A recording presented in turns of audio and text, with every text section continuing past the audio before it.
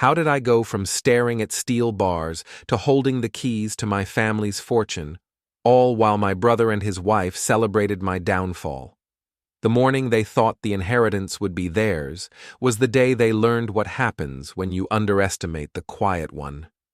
What did it cost to turn their own trap against them, and would they ever recover from the reckoning I set in motion? The steel bars of the county jail holding cell felt cold against my palms as I gripped them, watching my younger brother Derek Hawthorne and his wife Bianca celebrate what they believed was their ultimate victory.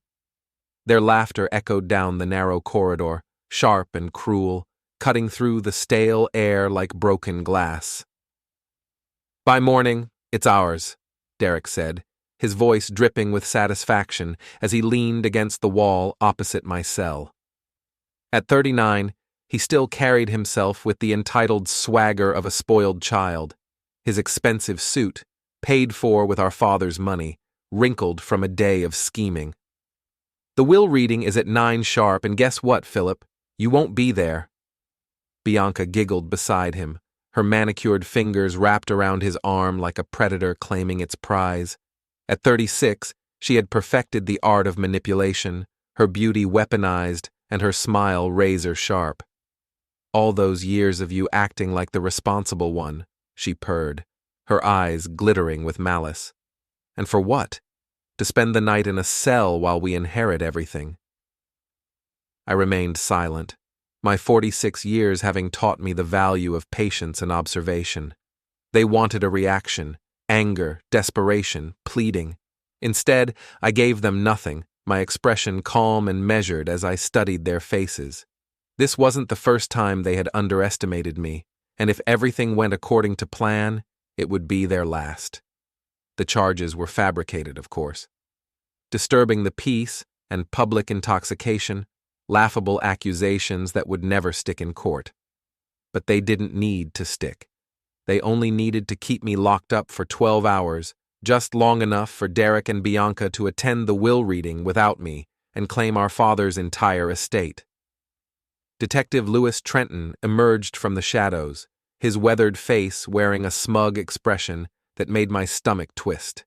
In his 50s, he looked like a man who'd spent too many years bending rules for the wrong people.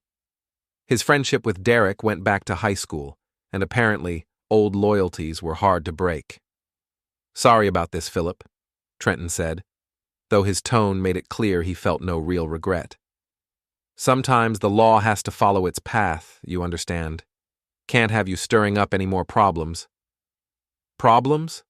I asked quietly, my voice steady despite the anger rising in my chest. "You mean like asking how Derek managed to rack up gambling debts while living off our father's generosity during his final months?" Derek's face flushed, his hands tightening into fists.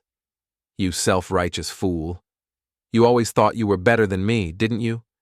Well, look where that got you." The irony wasn't lost on me.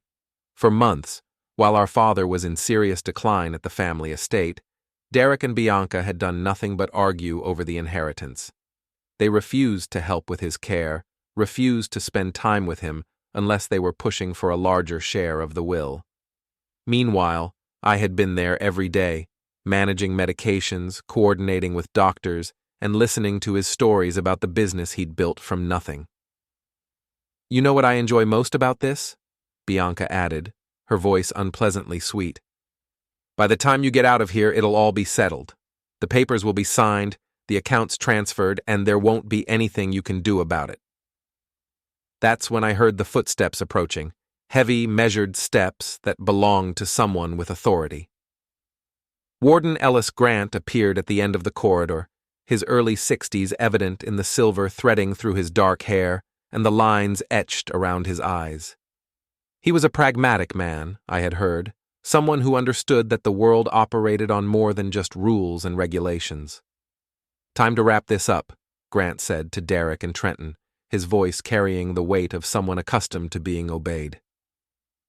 "Visiting hours are over." Derek shot me one last triumphant look. "Sweet dreams, big brother. Try not to think about all that money you'll never see."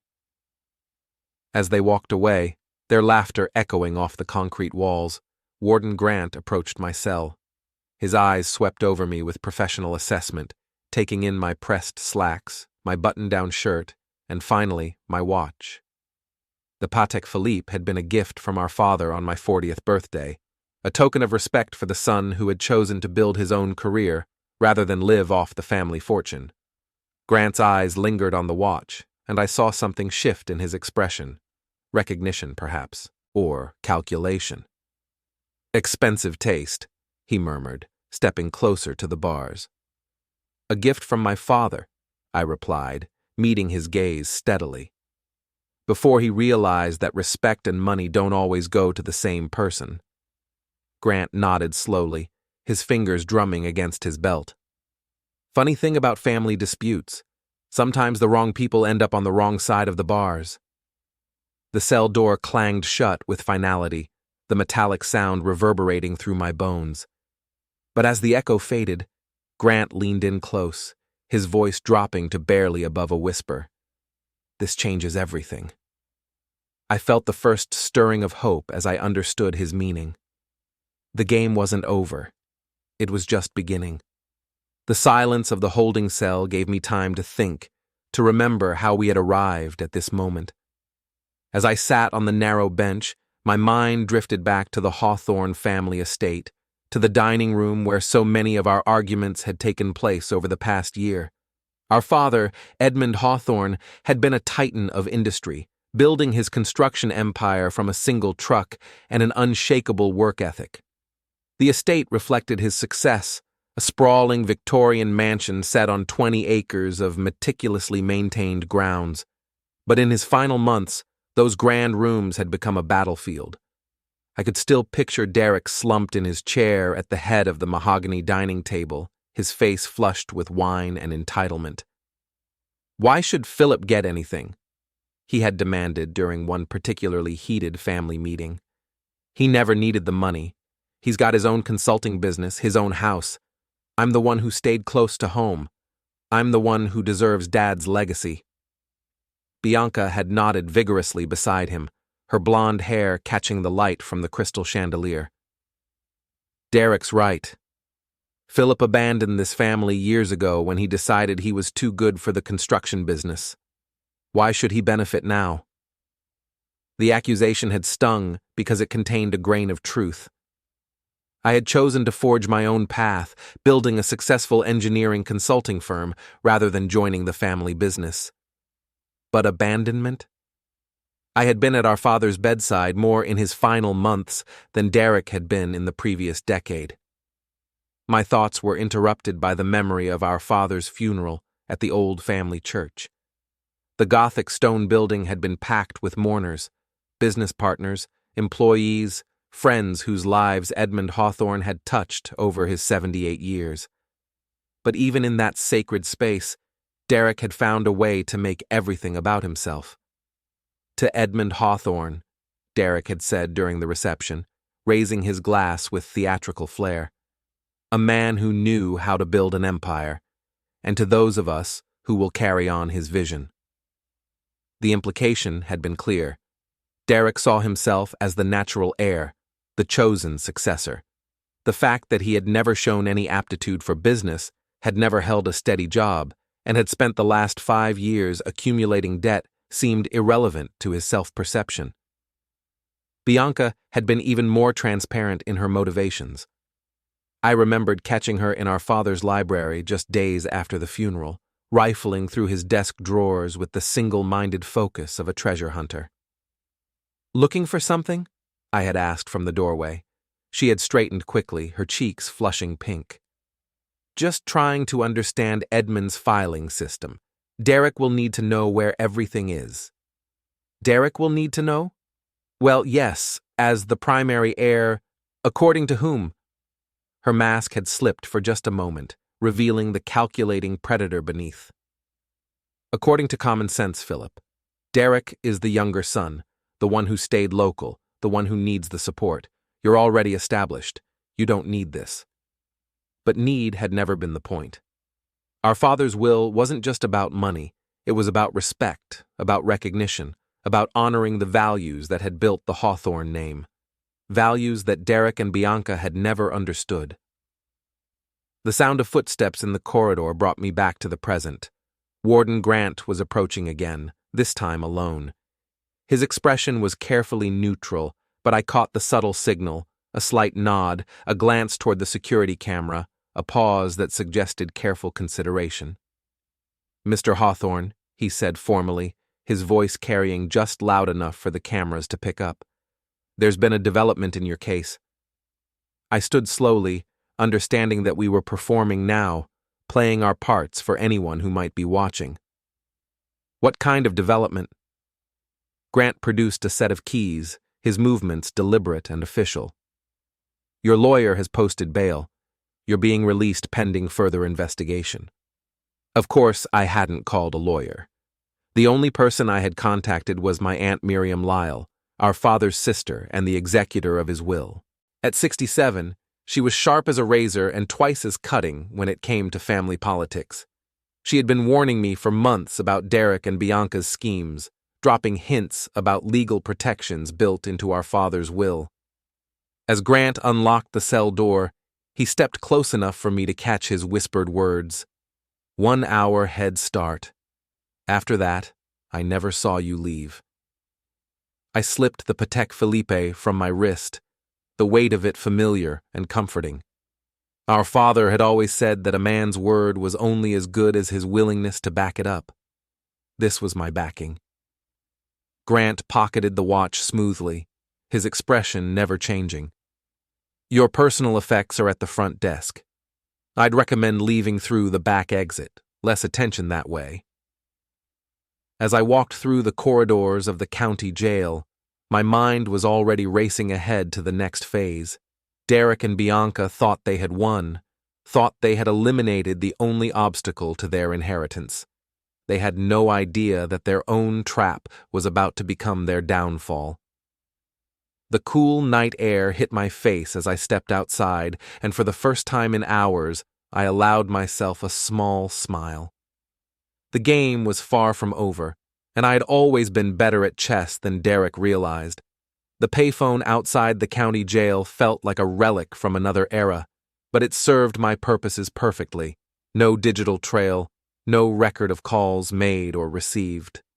As I dialed Aunt Miriam's number, I could picture her in her modest law office downtown, probably working late as she always did, surrounded by case files and legal precedents. "Miriam Lyle," came her crisp voice after 2 rings. "It's Philip, I'm out." A pause. "That was faster than expected. I take it our friend found your offer persuasive?" "He did. What's our status for tomorrow?" "Complicated. Derek and his wife have been busy. They've contacted Judge Eleanor Price's office 3 times today, trying to move up the will reading. They're claiming you've disappeared, possibly fled the jurisdiction." I felt my jaw tighten. Even in their moment of triumph, they couldn't resist overplaying their hand. What did Judge Price say? That the will reading proceeds as scheduled, at 9 a.m. sharp. All parties must be present, no exceptions. She's getting tired of this family's dramatics, Philip. She presided over your parents' divorce 30 years ago, and she's watched this inheritance dispute escalate for months. Judge Eleanor Price was a formidable woman in her mid-60s, known for her no-nonsense approach to family law and her particular distaste for gold diggers and manipulators. If Derek and Bianca thought they could charm or intimidate her, they were in for a rude awakening. "I need to see you tonight," I said. "There are things we need to discuss before tomorrow." "My office, 1 hour." The line went silent, and I found myself standing alone on the empty street, the weight of the evening's events settling on my shoulders. In the distance, I could see the lights of Derek and Bianca's suburban home, probably glowing with celebration. They had no idea that their premature victory party was about to become a wake for their dreams. Aunt Miriam's law office occupied the 2nd floor of a converted Victorian house downtown, its windows glowing warm against the darkness. She met me at the door, her silver hair pulled back in its characteristic bun, her sharp eyes taking in my appearance with professional assessment. "You look like hell," she said bluntly, ushering me inside. I feel worse, but that's about to change. Her office was a testament to 40 years of legal practice. Law books lined every wall, case files stacked in precise order, and a massive oak desk that had belonged to her father before her. She gestured for me to sit in the leather chair across from her desk, then poured 2 glasses of bourbon from a crystal decanter. "Tell me everything," she said, settling into her own chair.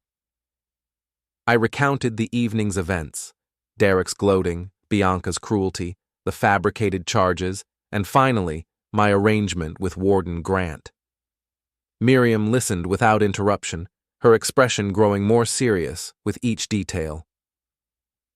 "They've overreached," she said finally.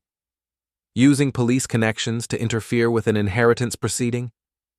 That's not just unethical, it's criminal." "Can we prove it?" She smiled, the expression sharp and predatory. "Philip, your father didn't just leave you money. He left you something far more valuable: legal protection. The will contains specific clauses designed to prevent exactly this kind of manipulation." She pulled a thick folder from her desk drawer, spreading documents across the surface between us. "Your father was many things, but he wasn't naive. He knew Derek's character, knew Bianca's influence. He built safeguards into his will that require not just presence at the reading, but active consent from all heirs." I leaned forward, studying the legal language. "What does that mean, practically?" "It means that if any heir is prevented from attending the will reading through coercion, fraud, or illegal detention, the entire proceeding becomes null and void. More than that, it triggers an automatic investigation into the circumstances." The brilliance of it took my breath away. Our father had anticipated Derek's schemes, had seen through Bianca's manipulations, and had crafted a legal trap that would spring shut the moment they tried to cheat me out of my inheritance. "There's more," Miriam continued, pulling out another document. "Your father established a secondary trust, one that Derek doesn't know about. If the primary will is challenged, or if there's evidence of coercion, control of the entire estate transfers to that trust, with you as the sole beneficiary." I stared at the papers, understanding dawning like sunrise. He knew. He knew exactly what they would try to do. Edmund Hawthorne didn't build an empire by being trusting, Philip. He built it by being prepared for every contingency, including family betrayal.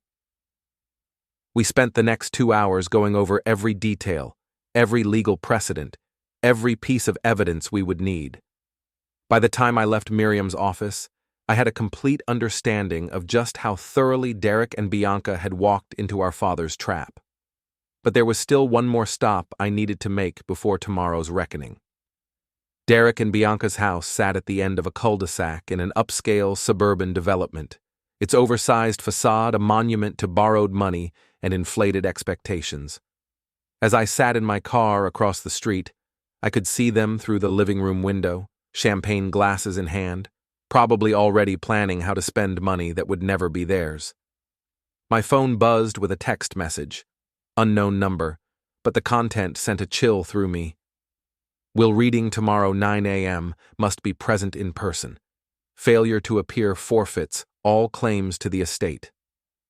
They were still playing games, still trying to manipulate me even after they thought they had won. The text was clearly designed to panic me, to make me think I was running out of time and options. Instead, it confirmed everything I needed to know about their state of mind.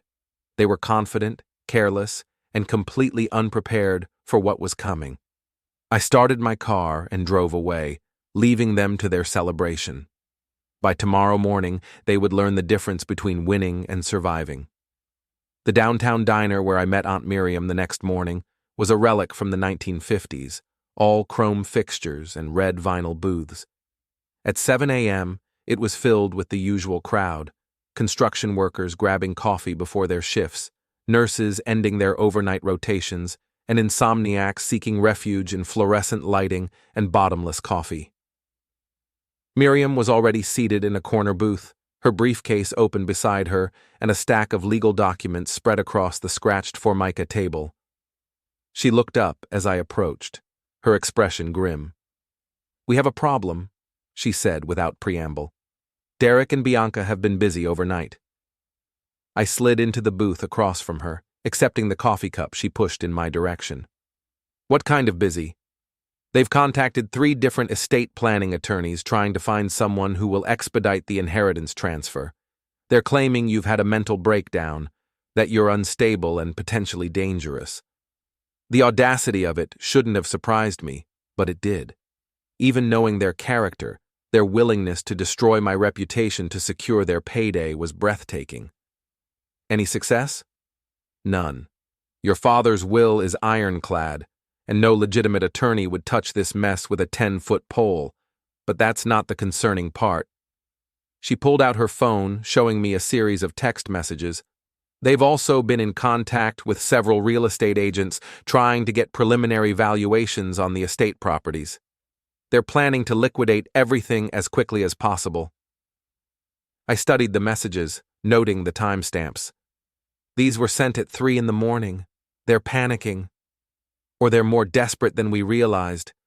"Philip, there's something else. I received a call from Detective Trenton an hour ago. He wanted to know if I had heard from you, claimed there were concerns about your whereabouts." The web of corruption was deeper than I had imagined. Trenton wasn't just helping Derek as a favor, he was actively participating in the conspiracy. "What did you tell him?" "That attorney-client privilege prevented me from discussing your location or status. But he's fishing, which means they're not as confident as they appeared last night." I pulled out my own phone, scrolling through the missed calls and messages that had accumulated overnight. 17 missed calls from Derek, 12 from Bianca, and a series of increasingly frantic text messages. "Where are you?" "The will reading is in 2 hours. You better be there. Don't think you can hide forever. We know you're out there somewhere." The progression from confidence to anxiety was clear. They had expected me to either panic or disappear entirely. My silence was making them nervous. "There's one more thing," Miriam said, lowering her voice. "I made some calls last night, reached out to some contacts in the state attorney general's office. They're very interested in allegations of police misconduct related to inheritance fraud." I felt a surge of satisfaction. "How interested?" "Interested enough to have someone at the courthouse this morning. Officially, they're just observing. Unofficially, they're documenting everything for a potential criminal investigation." The pieces were falling into place exactly as our father had planned. Derek and Bianca had been so focused on eliminating me from the equation that they had ignored the larger legal framework designed to protect against exactly their kind of scheme. My phone rang, Derek's name flashing on the screen. I looked at Miriam, who nodded. "Answer it. Let's see how desperate they really are." I accepted the call, putting it on speaker. Derek's voice came through immediately, high-pitched with stress. "Philip! Jesus, where the hell have you been? We've been calling all night." "I've been busy," I said calmly, "dealing with the consequences of being illegally detained." "Illegally detained? Come on, man, you were drunk and disorderly. Trenton was just doing his job." "Was he? Interesting perspective." A pause, then Bianca's voice in the background. "Ask him if he's coming to the will reading." "Look, Philip," Derek continued, his tone shifting to what he probably thought was conciliatory. "I know we've had our differences, but we're family. We can work this out. There's enough money for everyone." The desperation was palpable now. They had gone from gloating about my absence to begging for my cooperation in less than 12 hours. "You're right, Derek. We are family. That's exactly why I'll be at the courthouse this morning." Another pause.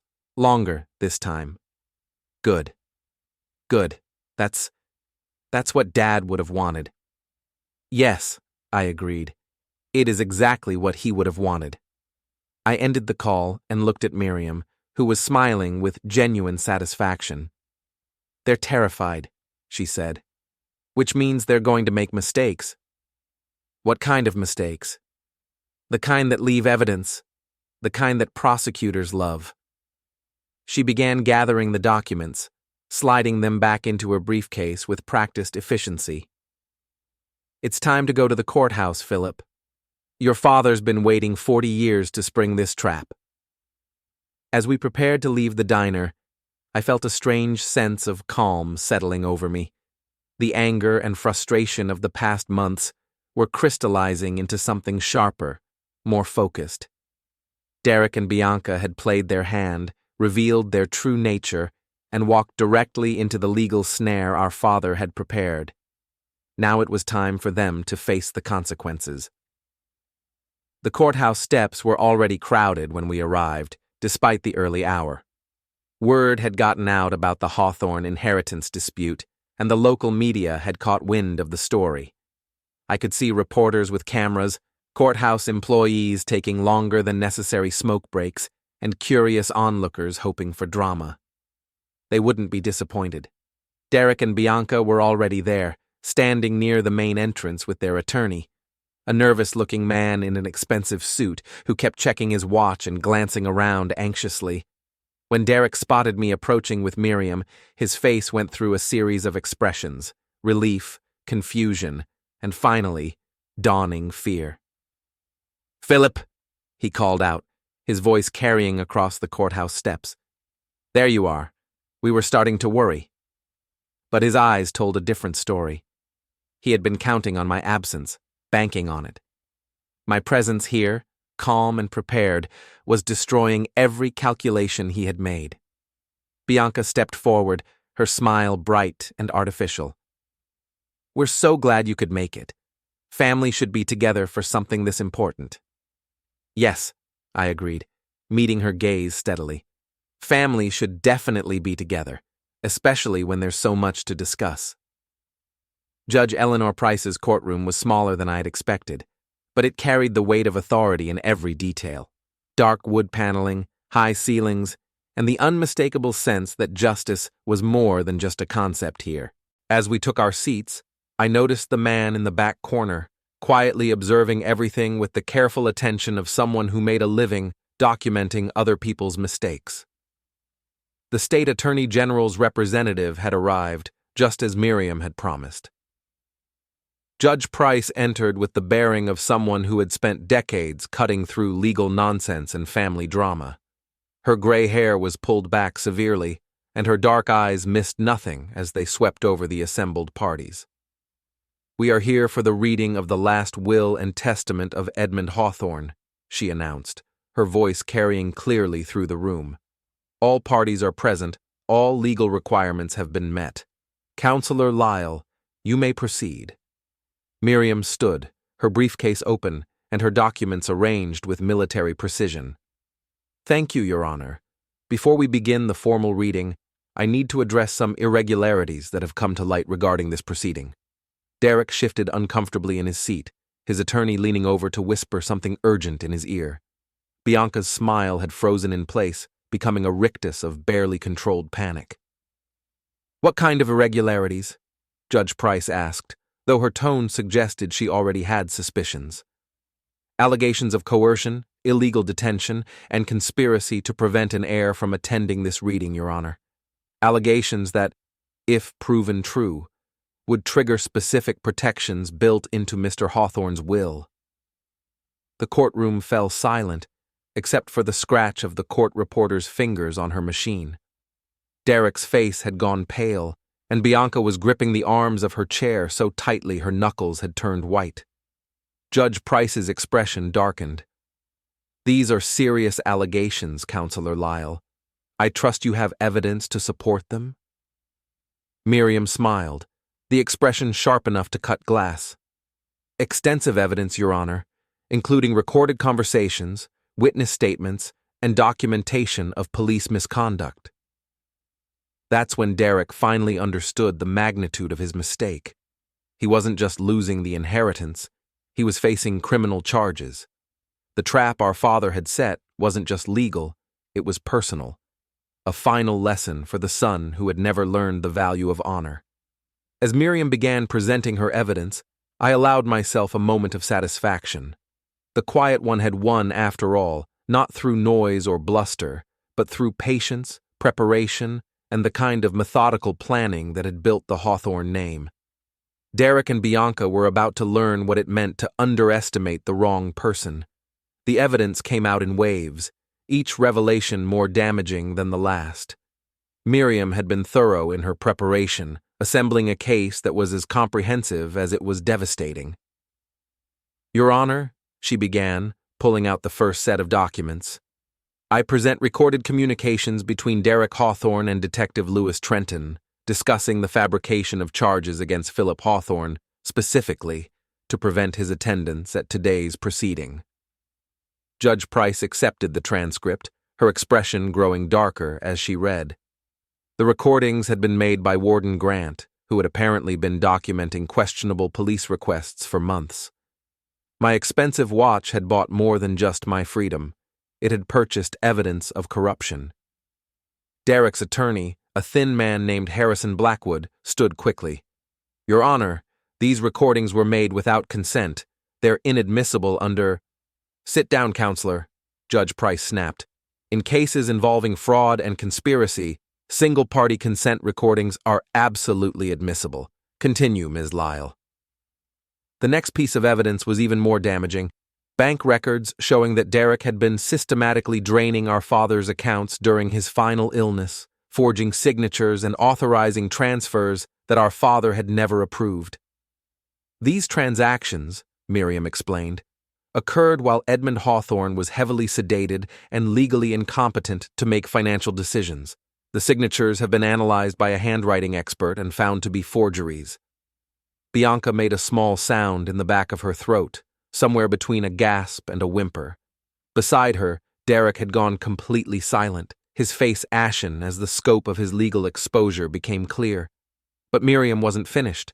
The final piece of evidence was the most personal, a video recording our father had made just weeks before he passed, when he was still lucid and fully aware of what was happening around him. "Your Honor, I present the final testimony of Edmund Hawthorne, recorded in the presence of 2 witnesses and properly notarized." The courtroom fell silent as our father's image appeared on the monitor. Even in his weakened state, his voice was strong and clear, his eyes sharp with the intelligence that had built an empire from nothing. "If this recording is being played," he said, looking directly into the camera, "it means that Derek and his wife have attempted to cheat Philip out of his rightful inheritance. I want to be clear. I am of sound mind and body as I make this statement. Derek has shown himself to be weak, greedy, and willing to steal from his own family. He has forged my signature on multiple occasions, has threatened Philip, and has conspired with others to prevent the fair execution of my will." Derek tried to stand, but his attorney pulled him back down. On the screen, our father continued his devastating testimony. "Therefore, I invoke the protection clauses built into my will. If Derek has indeed attempted to interfere with the inheritance proceeding through illegal means, then the entire estate, every property, every account, every asset, transfers immediately to the Edmund Hawthorne Protection Trust, with Philip as the sole beneficiary and trustee." The silence in the courtroom was deafening. Even Judge Price seemed taken aback by the thoroughness of our father's planning. He had anticipated every move Derek would make, every scheme Bianca would concoct, and had crafted a legal response that was both elegant and final. "Furthermore," the recording continued, "I direct that evidence of Derek's crimes be forwarded to the appropriate authorities for prosecution.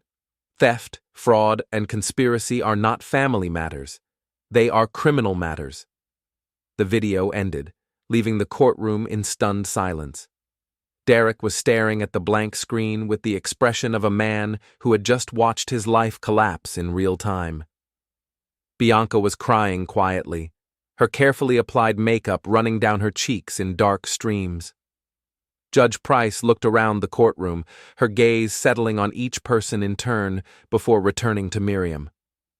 "Counselor Lyle, I've presided over family disputes for 30 years, but I've never seen anything quite like this.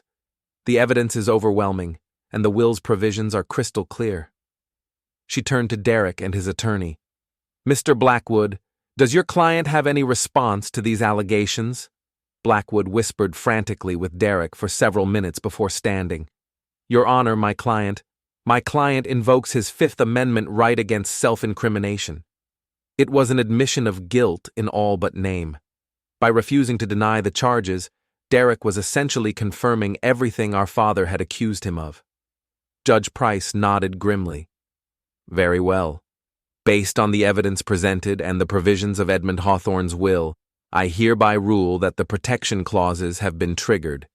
The entire Hawthorne estate transfers immediately to the Edmund Hawthorne Protection Trust, with Philip Hawthorne as sole beneficiary and trustee."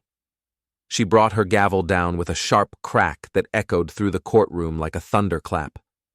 "Furthermore, I am ordering that all evidence of criminal activity be forwarded to the district attorney's office for immediate investigation." Derek finally found his voice, standing unsteadily as the reality of his situation sank in. "This isn't over," he said, his voice shaking with rage and desperation.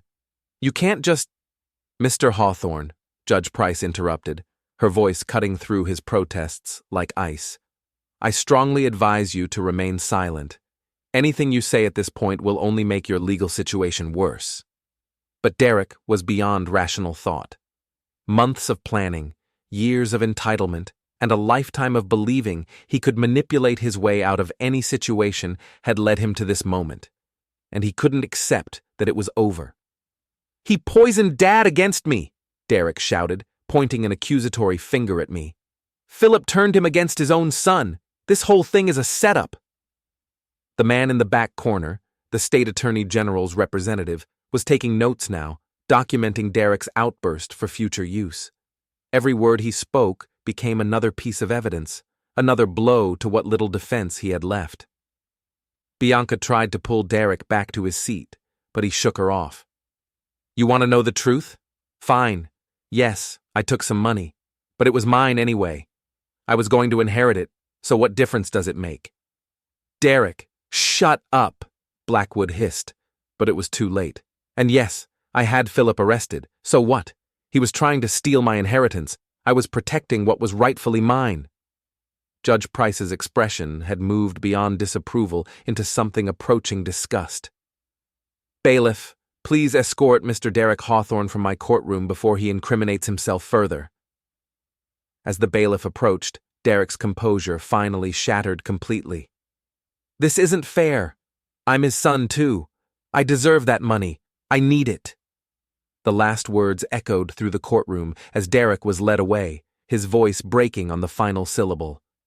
Bianca followed, her sobs audible even after the doors closed behind them. In the sudden quiet that followed, Judge Price turned to me. "Mr. Philip Hawthorne, you now have control of one of the largest construction companies in the state, along with significant real estate holdings and investment portfolios. I trust you understand the responsibility that comes with that inheritance?" I stood, feeling the weight of my father's legacy settling on my shoulders. "I do, Your Honor, and I intend to honor both the letter and the spirit of his intentions." She nodded approvingly. "See that you do. This court is adjourned." As the gavel fell for the final time, I felt a complex mix of emotions: satisfaction at seeing justice done, sadness at the destruction of what remained of my family, and determination to prove worthy of my father's faith in me. Miriam gathered her documents, her expression showing the satisfaction of a job well done. "Your father would be proud," she said quietly. "He always knew you were the one with the character to handle this responsibility." Outside the courthouse, the media was waiting. Cameras flashed and reporters shouted questions, but I walked past them all in silence. There would be time for statements later, time to explain what had happened and why. For now, I simply wanted to absorb the magnitude of what had just occurred. Derek and Bianca were nowhere to be seen, probably huddled with their attorney trying to figure out how to minimize their criminal exposure. Their dreams of easy wealth had transformed into a nightmare of legal consequences, and there was no one to blame but themselves. As I drove away from the courthouse, I thought about my father's final lesson. He had taught me that respect couldn't be inherited, it had to be earned. Derek and Bianca had spent years trying to take shortcuts, trying to claim rewards they hadn't worked for.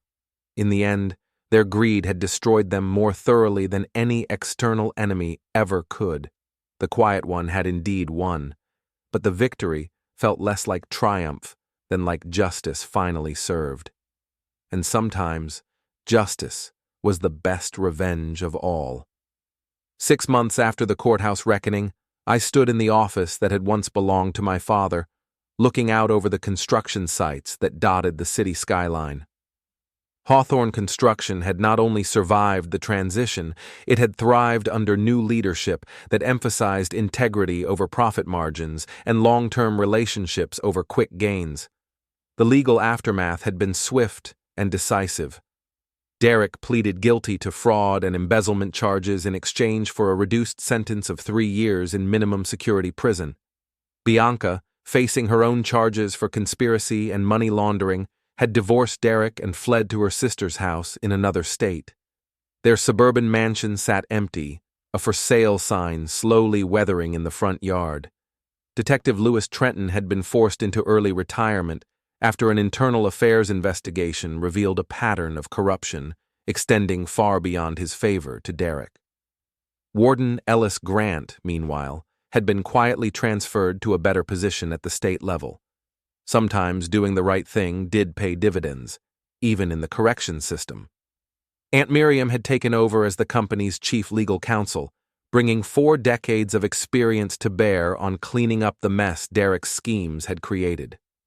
Her first act had been to establish an employee profit-sharing program, ensuring that the people who actually built our success shared in the rewards. The Patek Philippe watch that had bought my freedom now sat in a place of honor on my desk, its elegant face reflecting the afternoon sunlight. I had offered to buy it back from Warden Grant, but he had returned it with a simple note. Some debts can't be repaid with money. My phone buzzed with a text message from Miriam. Estate audit complete. Derek's total theft, $847,000, all recovered through asset seizures and insurance claims.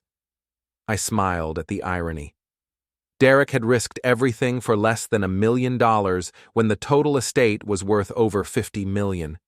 His greed had been matched only by his short-sightedness. A knock at my office door interrupted my thoughts. "Come in." My assistant entered with a stack of contracts requiring my signature. "The Morrison project needs final approval, and the City Council wants to discuss the Low-Income Housing Initiative." The Housing Initiative was my own addition to the company's mission, using Hawthorne Construction's resources to build affordable homes for working families.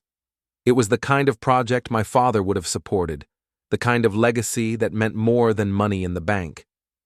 As I put my name on the agreements, I reflected on what the past year had taught me. Family wasn't defined by genetics. It was defined by loyalty, respect, and shared principles. Derek and Bianca had never understood that. They couldn't see that real prosperity comes from building something meaningful, not from stripping away what others worked to create.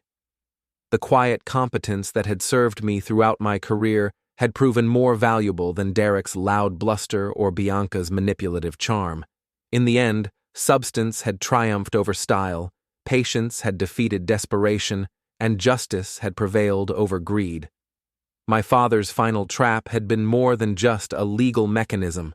It had been a test of character, a way of ensuring that his life's work would continue in hands that shared his values. Derek had failed that test spectacularly, while I had passed without even realizing I was being evaluated.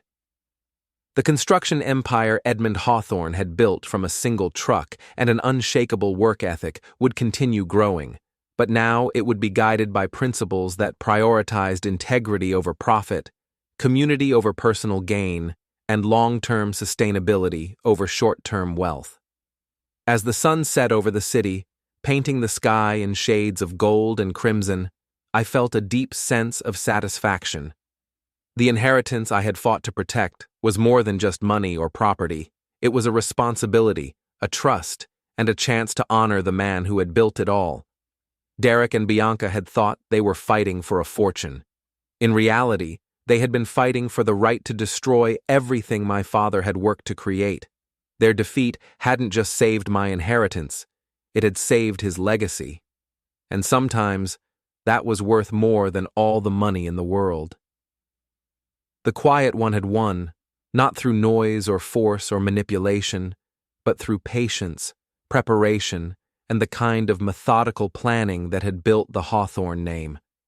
It was a victory that would echo through generations, a reminder that true strength often came from those who spoke softly but carried the biggest stick of all, the truth. In the end, that had been enough.